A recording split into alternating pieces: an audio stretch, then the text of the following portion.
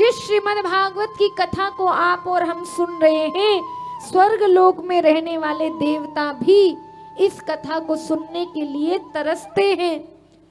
स्वर्ग लोक में हर प्रकार का सुख है, हर प्रकार का भोग विलास है, लेकिन प्रभु की ये भक्ति, प्रभु की ये कथा देवताओं को भी सुलभ नहीं है जो मनुष्यों को सुलभ है। 84 लाख योनि में केवल मनुष्य योनि ही एक ऐसी है जो भगवान की कथा सुन सकती है।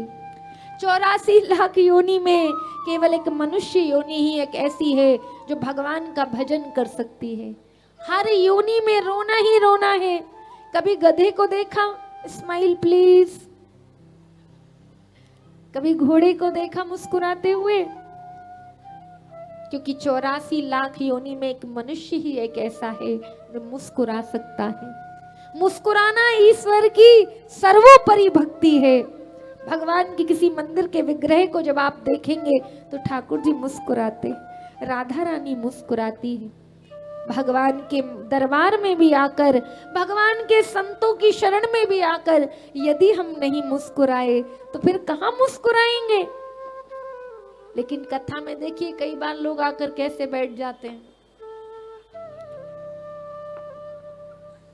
मानो जब व्यासपीठ से देखते हैं तो ऐसा लगता संसार का सबसे बड़ा दुखी यही है।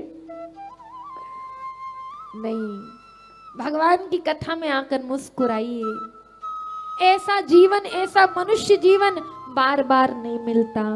बड़े भाग्य से प्रभु ने दिया है, उसकी हम कद्र करें। भगवान के द्वार में आकर हम नहीं मुस्कुराए, संतों की शरण में आकर नहीं हम प्रसन्न हुए, तो संसार में हर जगह रोना ही रोना। इस संसार का नाम ही दुखालय है। इस संसार में केवल दुख ही दुख है। केवल भगवान की कथा, भगवान के नाम में ही आनंद है। जिसने जीते जी इस सत्य को जान लिया, उसने सारे रहस्य को जान लिया।